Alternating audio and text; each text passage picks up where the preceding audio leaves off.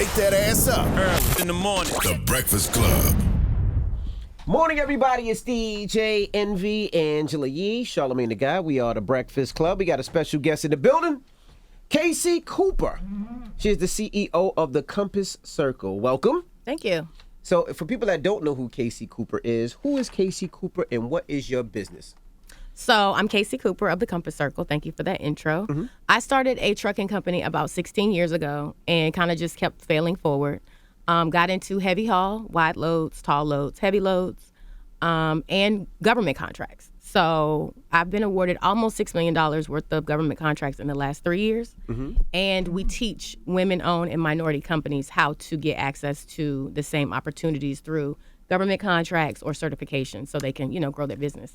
Yeah, I'm a fan of MWBEs because I feel like a lot of people don't take advantage of them and apply for that certification. So can you talk about what that process is like and how you even knew about it? Oh, wow. How did I know about it? I just really, desire is one hell of a drug. Anything you want bad enough, you will do the research. So I was Googling, I was getting with my local procurement office. And kind of once you start getting into that industry and, you start getting emails, you start getting invited to like all the happenings. WMB varies in different states depending on, what's going on. Of course, everybody's backed up right now. But they're going to want to see like 2 years of tax returns. They're going to want to see that you are a legitimate, viable business so you can get this certification to move forward. Now, how did you get into trucking? You're from Virginia Beach. And 15 years ago in Virginia Beach when you started this company, Virginia Beach, I'm sure it wasn't about trucking. Drugs were heavy in Virginia Beach at the time. Crime was heavy in Virginia Beach, and partying was heavy in Virginia Beach. There was no Miami back then. We went to Virginia Beach to party. Right. So how did you get into trucking? I don't know, to be honest, Envy. So when I was 15, I had vending machines. And so I would be like 15, going to get my dollar bills and hitting the mall. So I'm making like $400 or $500 So a how week. did you start the vending machines? That's not at a 15-year-old. That's not what a 15-year-old does usually, typically. So how did you get into vending machines? Start from the beginning. How did you get this entrepreneur type of mind? I don't know. Nobody in my family, my parents are working middle class, retired people. I have no idea. I think it's just from people just telling you no. Like back then, it was no Uber. It was no Lyft. So you had to like get case quarters and use the phone. White Pages picked me up. So I became very resourceful. And I got those vending machines. It was an older gentleman in my neighborhood. He had like accounts at the airports. And I convinced him to just rent me two. Back then I was 15, so it was quite some time ago. Right. But for $25 a month for two of them, back then I was doing music really heavy. So I put them in the studio. I would go get my money. And I was like set on, I'm not going to be the one making this money. That's how I'm going to do it. Right. So that was like my first taste. I got about 25, and I was like, yo, I'm going to get me a dump truck. I don't know where it came from. It just popped up in my mind. Wanted a dump truck. Yeah, and I'm like, okay, I'm going to be a millionaire. I'm going to have this fleet. I'm going to do this. And it just did not happen that way. I mean, I ended up a millionaire, but it took some So what happened with the business? So what was the bad part about the business? You got your first dump truck, and then what happened? The first one was a piece of crap. It was $80,000. So the truck note was like $2,200. Insurance was $600. At what age? I was like 25. So I'm spending $600 a week on fuel. It was just horrible. It was a piece of crap. It was actually a converted road tractor that somebody put a dump body on. So for anybody listening, don't do that. Because road tractors are not made to go off-road like that. But my mom had co-signed for me, so my motivation was like, I can't mess her mom's credit. I can't do it. But I was up against a converted road tractor. So I ended up terminating the lease. I had to pay like $20,000 to get out of it. And then I just kept buying trucks. Got my license, got my TWIC card, got my Escort and pilot's license, and I just kept, I was like failing forward, but I kept going to the next step. So I just... There's a lot of men in the trucking business. So what is that like for you? Because I always hear horror stories. I've had a few horror stories, like people getting off the job. So all my friends were like truckers too.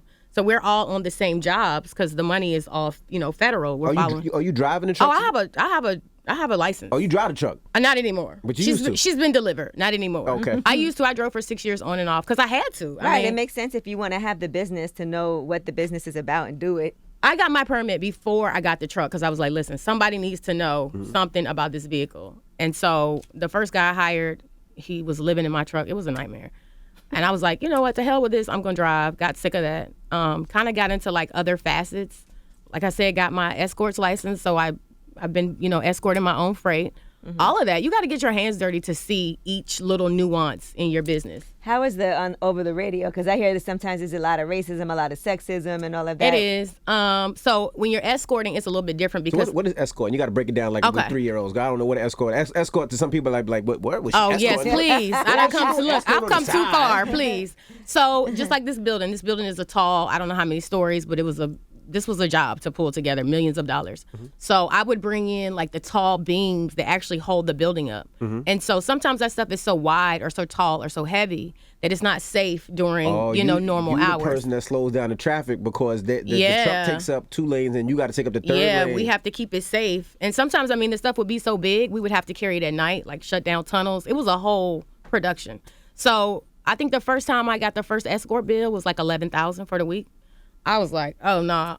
Who I need to talk to get my license? My dad got his license. My boyfriend at the time got his license. So we were just trying to save money, but I ended up getting into so many other things. So it was pretty cool. Now, what is when you say wide load, what is a wide load, and what does that incur? Like, you take up 2 lanes on the highway? Is it a bigger truck? Is it a wider truck?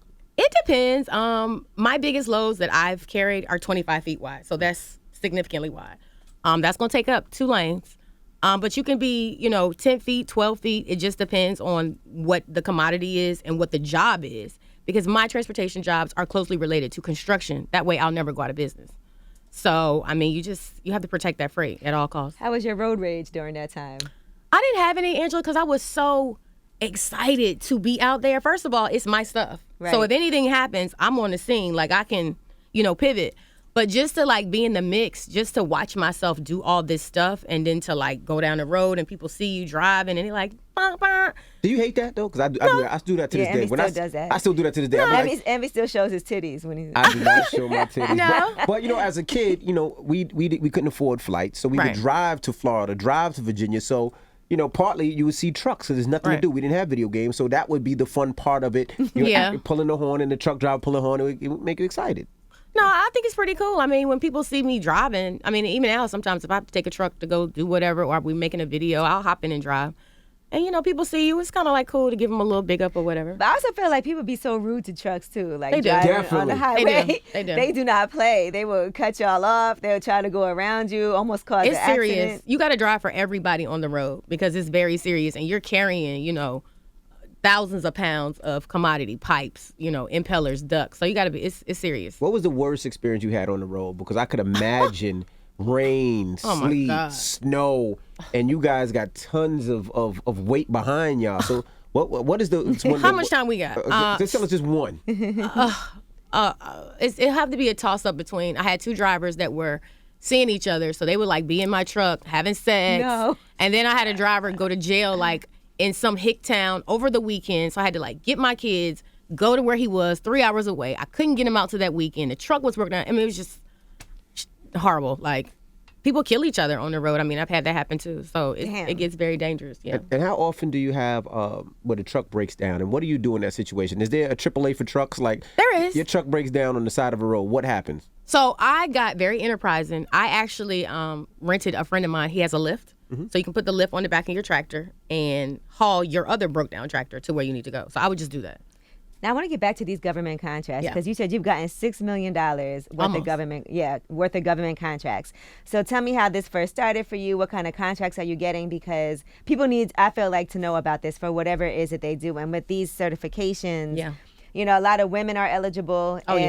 It gets a little shicey how things get done because I've heard of stories where white women are eligible for this, right? Yeah. And so their husband or family member will sign up for something and then they'll get the certification with the woman in the family. Exactly. But that takes away from also, it's supposed to benefit Black people and minorities. Right. So can you talk about that whole process and how you managed to get almost $6 million worth of contracts? Yes. So same thing like I was saying earlier. I was just taking all the classes. Everybody's local municipality or state has some kind of program. We have the Small Business Administration here. Yes. And I've taken classes there too. And I got my certification. Good job, girl. Okay. But if you don't use it, you can't complain. You know what I'm saying? So even though we don't speak to each other in that language, like I'm not sitting here talking to you about an RFP and an RFI, we don't communicate that way.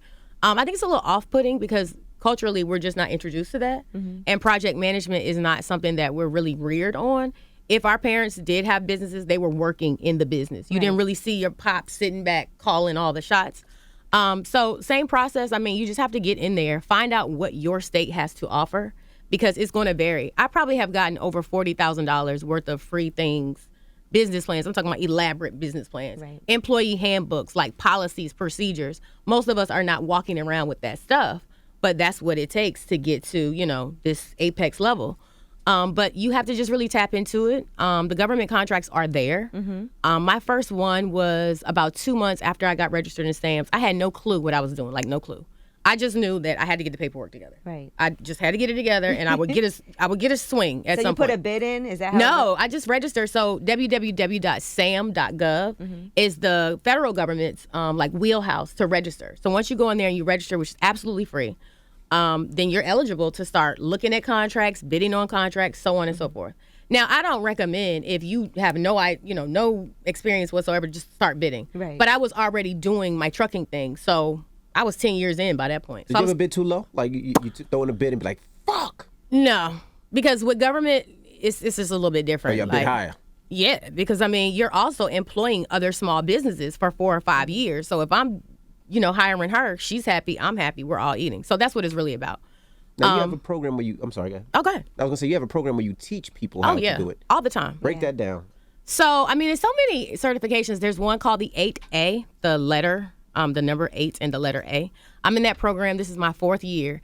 It's a developmental program for minorities who have disparities that allows you to actually bypass the bidding process.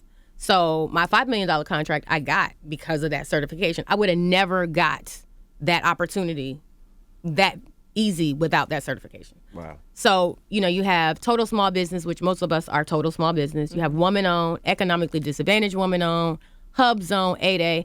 There's a myriad of them. You just have to pick the ones that apply to you and make them work for you. And all this information, by the way, is free, right? It's all free. And you can go and do these classes, well, you pay for it with your tax dollars. That's what I always say. So you need to make sure you use these resources. And here's the thing, too, Angela. So I'm from Virginia. That's where I got all of my training from.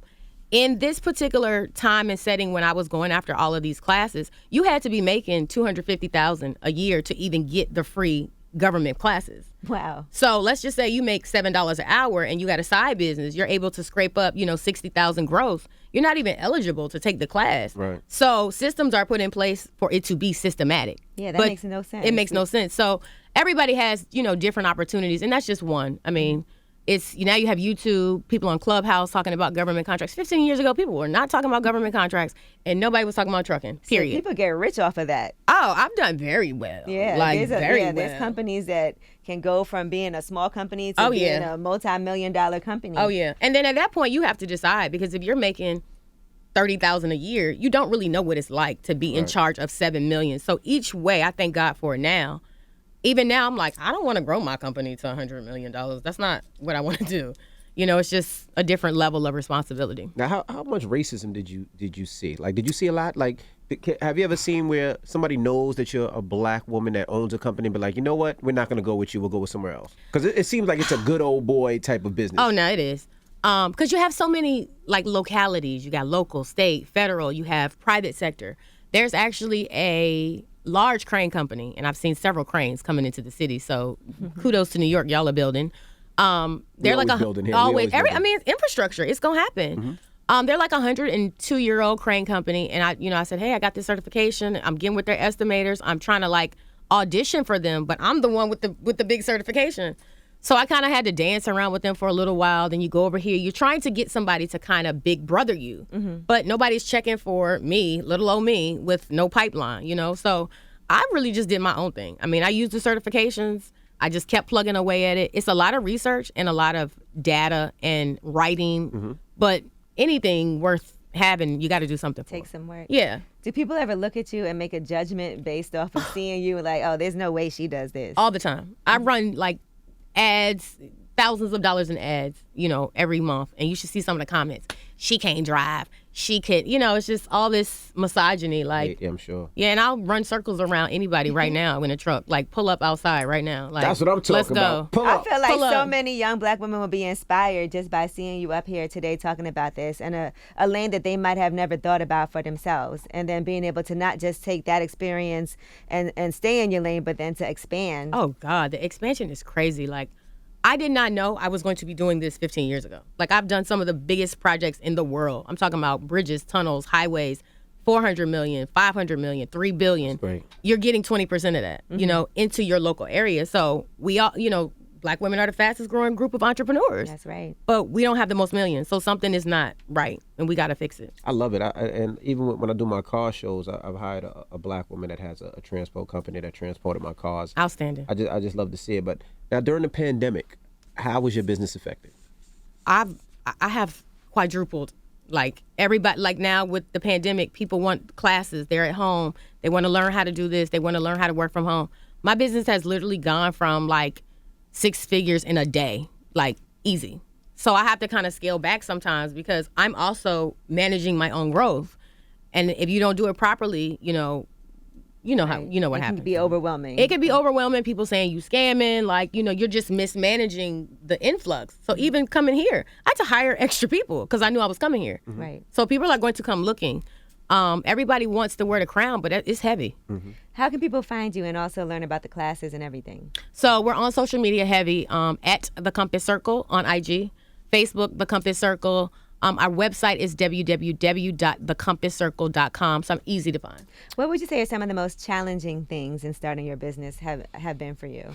I'm going to be honest, Angela, I never really got into the, people say representation matters. And you would hear it's kind of cliche, but until I was actually making the jump from Earth to Pluto with this contracting thing, and I didn't have any point of reference, you're in a room where you're supposed to be networking to make these relationships to make more money. But when you walk in the room, everybody's white in a blazer and they're 65 and they looking at you like, and you looking at them like, are you in the right room? Yeah, so, that's intimidating. So I had to get over that to make these relationships and just to make my presence felt. Right, and I feel like as you get more experience, you also get more confident. Oh, absolutely. I'm so confident now. Like, I'm nice.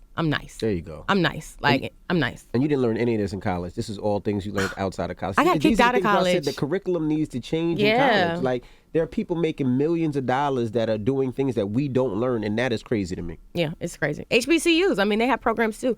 They got hip. They're expanding and That's building. great. So now they've gotten their GC license, and they're employing, their students.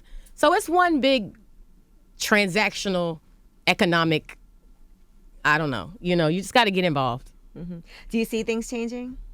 I do, because of what I do. The government, it doesn't matter who's president or who's whatever, they're always going to be building, and they're always going to have to come see me because we do the work for them. So I'm not going anywhere. I got a wild question now. You said earlier that you started off in the studios. I'm scared. You were into music. You were a rapper. What was your rap name, or what was your singing name? Casey. Oh, that was your that was your rap name. You were a rapper. No, I was a singer. You was a singer. You don't know this, but a couple years ago, I was a BET Music Matters artist. So you tweeted me out. We had a little show at the I can't think of what it was up here, but that was like moons ago. How'd you do? I did well. Oh, and he tweeted you. Well, yeah, that's nice. I don't know what his involvement was, but he was tweeting. Okay. BET. Yeah, he was just tweeting us out. I was like, oh, Envy, okay, that's cool. Yeah, you do it all. Not anymore. So singing's not your passion anymore? You don't even care about it? Well, no, because now that I have so much spotlight, it's like people are weird. And, walking Definitely around trying to, I'm like in Kinko's trying to make copies and somebody like, hey, ain't you Compass Circle? And I'm like, bro, not today. Well, when you got that $50,000-$60,000 watch on, they can. I didn't have the watch on. Oh, you didn't have the watch. And I always say, I'm like, how do they know it's me? I don't know. I mean, it gets weird, but I'm grateful. And more than anything, I just want people to bypass me, like go farther and faster than me, because this was hard. Like I sit here and we talk about it so cavalierly, but this is 16 years in the making. And are you thinking about how you're going to get to that point where you can be a $100 million company? Because I know you said you're not ready for that now. You like this lane here? Oh, no, I like this lane. I mean, even now with my growth, I could get there just off the classes because people are so hungry for the knowledge. I mean, everybody wants money. And then, like I said, the little finite nuances in between, even me right now, like I'm still learning as I go. It's just a lot of weight, and I've worked really hard. I'm tired also. I'll be 41 in 2 weeks. I'm tired. Like, I'm tired. Yeah, I'm like, I need a break. It never stops. So, I don't need 100 million. Like, I'm cool. I got like 17 income streams where I'm good. You know what I mean? Well, Casey, we appreciate you for joining us. Thank you. Just give them the information again if they want to get in touch with you or attend your class or your workshop and all that other stuff. Absolutely. So you guys can find me at The Compass Circle on Instagram, The Compass Circle on Facebook, and our website is www.thecompasscircle.com. All right. Can you sing that to us? Cooper. Girl, no. It's over. It's over. It's over. And Casey said if you want to battle her right now, she'll be on the West Side Highway at 3 Come o'clock. on. Come on, bring your We truck. can back it up. All right. It's Casey Cooper. It's The Breakfast Club. Good morning.